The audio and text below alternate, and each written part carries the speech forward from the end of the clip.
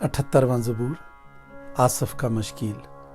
اے میرے لوگو، میری شریعت کو سنو، میرے منہ کی باتوں پر کان لگاؤ۔ میں تمثیل میں کلام کروں گا اور قدیم مہم میں کہوں گا، جن کو ہم نے سنا اور جان لیا اور ہمارے باپ دادا نے ہم کو بتایا، اور جن کو ہم ان کی اولاد سے پوشیدہ نہیں رکھیں گے، بلکہ آئندہ پشت کو بھی خداوند کی تعریف اور اس کی قدرت اور عجائب جو اس نے کیے بتائیں گے، کیونکہ اس نے یعقوب میں ایک شہادت قائم کی اور اسرائیل میں شریعت مقرر کی، جن کی بابت اس نے ہمارے باپ دادا کو حکم دیا کہ وہ اپنی اولاد کو ان کی تعلیم دیں، تاکہ آئندہ پشت یعنی وہ فرزند جو پیدا ہوں گے ان کو جان لیں، اور وہ بڑے ہو کر اپنی اولاد کو سکھائیں کہ وہ خدا پر آس رکھیں اور اس کے کاموں کو بھول نہ جائیں، بلکہ اس کے حکموں پر عمل کریں اور اپنے باپ دادا کی طرح سرکش اور باغی نسل نہ بنے، ایسی نسل جس نے اپنا دل درست نہ کیا اور جس کی روح خدا کے حضور وفادار نہ رہی۔ بنی اسرائیل مسلح ہو کر اور کمانے رکھتے ہوئے لڑائی کے دن پھر گئے۔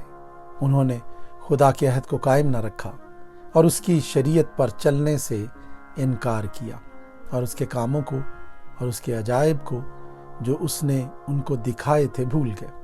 اس نے ملک مصر میں زون کے علاقہ میں ان کے باپ دادا کے سامنے عجیب و غریب کام کیے۔ اس نے سمندر کو 2 حصے کر کے ان کو پار اتارا اور پانی کو تودا کی طرح کھڑا کر دیا۔ اس نے دن کو بادل سے ان کی راہبری کی اور رات بھر آگ کی روشنی سے۔ اس نے بیابان میں چٹانوں کو چیرا اور ان کو گویا بحر سے خوب پلایا۔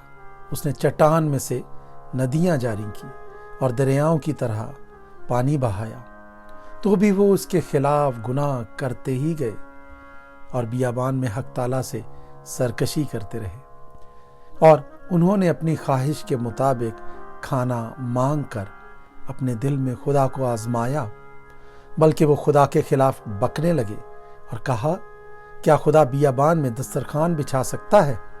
دیکھو، اس نے چٹان کو مارا تو پانی پھوٹ نکلا اور ندیاں بہنے لگیں۔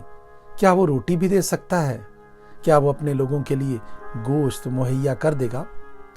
بس خداوند سن کر غضبناک ہوا اور یعقوب کے خلاف آگ بھڑک اٹھی اور اسرائیل پر قہر ٹوٹ پڑا، اس لیے کہ وہ خدا پر ایمان نہ لائے اور اس کی نجات پر بھروسہ نہ کیا۔ تو بھی اس نے افلاک کو حکم دیا اور آسمان کے دروازے کھولے اور کھانے کے لیے ان پر من برسایا اور ان کو آسمانی خوراک بخشی۔ انسان نے فرشتوں کی غذا کھائی، اس نے کھانا بھیج کر ان کو آسودہ کیا۔ اس نے آسمان میں پروا چلائی اور اپنی قدرت سے دکھنا بہائی۔ اس نے ان پر گوشت کو خاک کی مانند برسایا اور پرندوں کو سمندر کی ریت کی مانند، جن کو اس نے ان کی خیمہ گاہ میں ان کے مسکنوں کے آس پاس گرایا۔ پس وہ کھا کر خوب سیر ہوئے اور اس نے ان کی خواہش پوری کی۔ وہ اپنی خواہش سے باز نہ آئے اور ان کا کھانا ان کے منہ ہی میں تھا کہ خدا کا غضب ان پر ٹوٹ پڑا اور ان کے سب سے موٹے تازے آدمی قتل کیے اور اسرائیل جوانوں کو مار گرائے۔ باوجود ان سب باتوں کے وہ گناہ کرتے ہی رہے اور اس کے عجیب و غریب کاموں پر ایمان نہ لائے۔ اس لیے اس نے ان کے دنوں کو بطالت سے اور ان کے برسوں کو دہشت سے تمام کر دیا۔ جب وہ ان کو قتل کرنے لگا تو وہ اس کے طالب ہوئے اور رجوع ہو کر دل و جان سے خدا کو ڈھونڈنے لگے، اور ان کو یاد آیا کہ خدا ان کی چٹان اور حق تعالیٰ ان کا فدیہ دینے والا ہے، لیکن انہوں نے اپنے منہ سے اس کی خوشامد کی اور اپنی زبان سے اس سے جھوٹ بولا، کیونکہ ان کا دل اس کے حضور درست نہ تھا اور وہ اس کے عہد میں وفادار نہ نکلے۔ لیکن وہ رحیم ہو کر بدکاری معاف کرتا ہے اور ہلاک نہیں کرتا، بلکہ بارہا اپنے قہر کو روک لیتا ہے اور اپنے پورے غضب کو بھڑکنے نہیں دیتا، اور اسے یاد رہتا ہے کہ یہ محض بشر ہیں، یعنی ہوا جو چلی جاتی ہے اور پھر نہیں آتی۔ کتنی بار انہوں نے بیابان میں اس سے سرکشی کی اور صحرا میں اسے آزردہ کیا، اور وہ پھر خدا کو آزمانے لگے اور انہوں نے اسرائیل کے قدوس کو ناراض کیا۔ انہوں نے اس کے ہاتھ کو یاد نہ رکھا، نہ اس دن کو جب اس نے فدیہ دے کر ان کو مخالف سے رہائی بخشی۔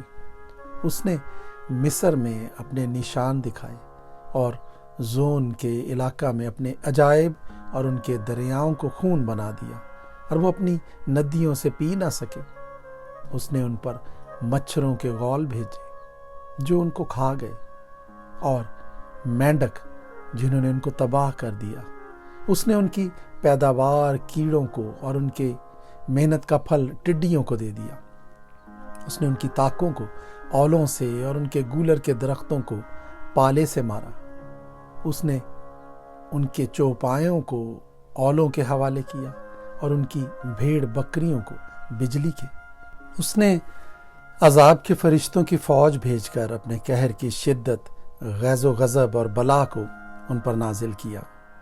اس نے اپنے قہر کے لیے راستہ بنایا اور ان کی جان موت سے نہ بچائی، بلکہ ان کی زندگی وبا کے حوالے کی۔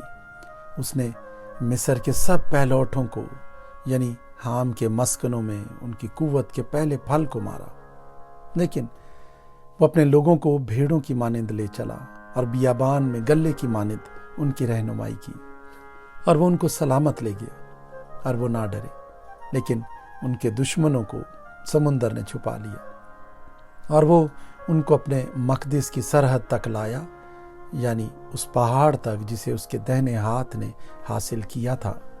اس نے اور قوموں کو ان کے سامنے سے نکال دیا، جن کی میراث جریب ڈال کر ان کو بانٹ دی، اور جن کے خیموں میں اسرائیل کے قبیلوں کو بسایا۔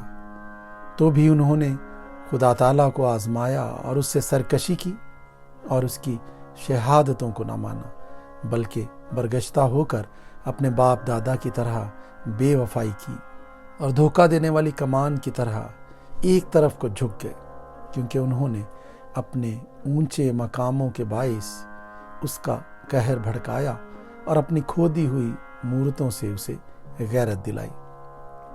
خدا یہ سن کر غضبناک ہوا اور اسرائیل سے سخت نفرت کی، سو اس نے سیلا کے مسکن کو ترک کر دیا، یعنی اس خیمہ کو جو بنی آدم کے درمیان کھڑا کیا تھا، اور اس نے اپنی قوت کو اسیری میں اور اپنی حشمت کو مخالف کے ہاتھ میں دے دیا۔ اس نے اپنے لوگوں کو تلوار کے حوالے کر دیا، اور وہ اپنی میراث سے غضبناک ہو گیا۔ آگ ان کے جوانوں کو کھا گئی اور ان کی کنواریوں کے سہاگ نہ گائے گئے۔ ان کے کاہن تلوار سے مارے گئے اور ان کی بیواؤں نے نوحہ نہ کیا۔ تب خداوند گویا نیند سے جاگ اٹھا، اس زبردست آدمی کی طرح جو میں کے سبب سے للکارتا ہو، اور اس نے اپنے مخالفوں کو مار کر پسپا کر دیا۔ اس نے ان کو ہمیشہ کے لیے رسوا کیا، اور اس نے یوسف کے خیمے کو چھوڑ دیا اور افرائیم کے قبیلے کو نہ بخشا، بلکہ یہودا کے قبیلے کو چنا، اسی کوہ سیون کو جس سے اس کو محبت تھی، اور اپنے مقدس کو پہاڑوں کی مانند تعمیر کیا اور زمین کی مانند جسے اس نے ہمیشہ کے لیے قائم کیا ہے۔ اس نے اپنے بندے داؤد کو بھی چنا اور بھیڑ سالوں میں سے اسے لے گیا۔ وہ اسے بچے والی بھیڑوں کی چوپانی سے ہٹا لایا، تاکہ اس کی قوم یعقوب اور اس کی میراث اسرائیل کی گلہ بانی کرے۔ سو اس نے خلوص دل سے ان کی پاسبانی کی اور اپنے ماہر ہاتھوں سے ان کی رہنمائی کرتا رہا۔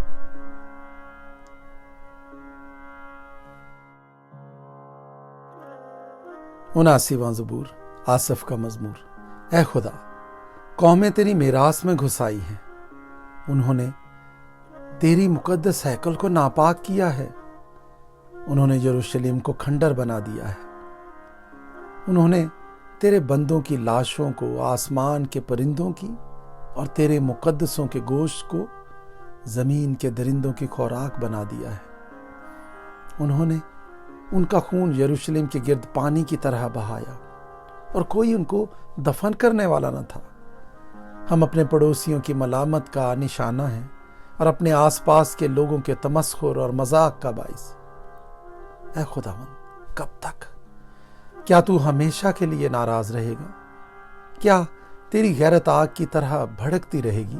اپنا قہر ان قوموں پر جو تجھے نہیں پہچانتی اور ان مملکتوں پر جو تیرا نام نہیں لیتی انڈیل دے، کیونکہ انہوں نے یعقوب کو کھا لیا اور اس کے مسکن کو اجاڑ دیا ہے۔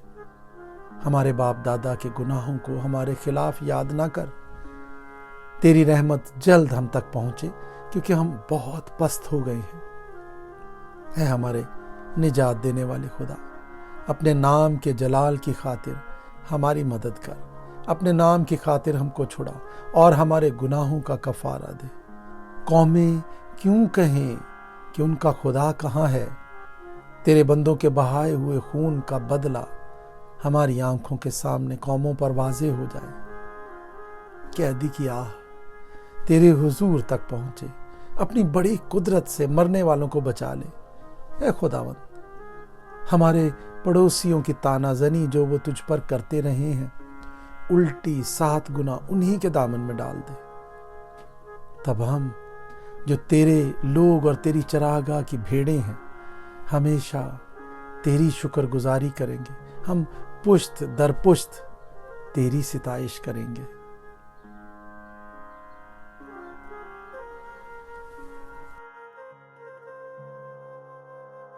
اسیواں زبور، میر مغنی کے لیے شوشنی محدود کے سر پر آصف کا مزمور۔ اے اسرائیل کے چوپان، تو جو گلہ کی مانند یوسف کو لے چلتا ہے، کان لگا۔ تو جو کروبیوں پر بیٹھا ہے، جلوہ گر ہو۔ افرایم و بنیامین اور منسی کے سامنے اپنی قوت کو بیدار کر اور ہمیں بچانے کو آ۔ اے خدا، ہم کو بحال کر اور اپنا چہرہ چمکا تو ہم بچ جائیں گے۔ اے خداوند لشکروں کے خدا، تو کب تک اپنے لوگوں کی دعا سے ناراض رہے گا؟ تو نے ان کو آنسوؤں کی روٹی کھلائی اور پینے کو کثرت سے آنسو ہی دیے۔ تو ہم کو ہمارے پڑوسیوں کے لیے جھگڑے کا باعث بناتا ہے اور ہمارے دشمن آپس میں ہنستے ہیں۔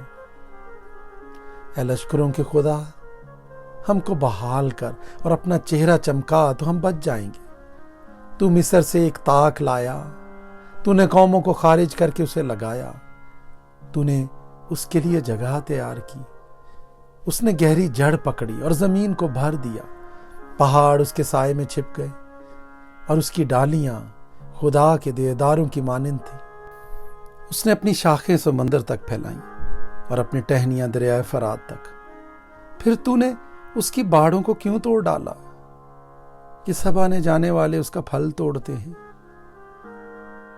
جنگلی سور اسے برباد کرتا ہے اور جنگلی جانور اسے کھا جاتے ہیں۔ اے لشکروں کے خدا، ہم تیری منت کرتے ہیں، پھر متوجہ ہو۔ آسمان پر سے نگاہ کر اور دیکھ، اور اس تاک کی نگہبانی فرما، اور اس پودے کی بھی جسے تیرے دہنے ہاتھ نے لگایا ہے، اور اس شاخ کی جسے تو نے اپنے لیے مضبوط کیا ہے۔ یہ آگ سے جلی ہوئی ہے، یہ کٹی پڑی ہے، وہ تیرے منہ کی جھڑکی سے ہلاک ہو جاتے ہیں۔ تیرا ہاتھ تیری دہنی طرف کے انسان پر ہو، اس ابن آدم پر جسے تو نے اپنے لیے مضبوط کیا ہے۔ پھر ہم تجھ سے برگشتہ نہ ہوں گے۔ تو ہم کو پھر زندہ کر اور ہم تیرا نام لیا کریں گے۔ اے خداوند لشکروں کے خدا، ہم کو بحال کر، اپنا چہرہ چمکا تو ہم بچ جائیں گے۔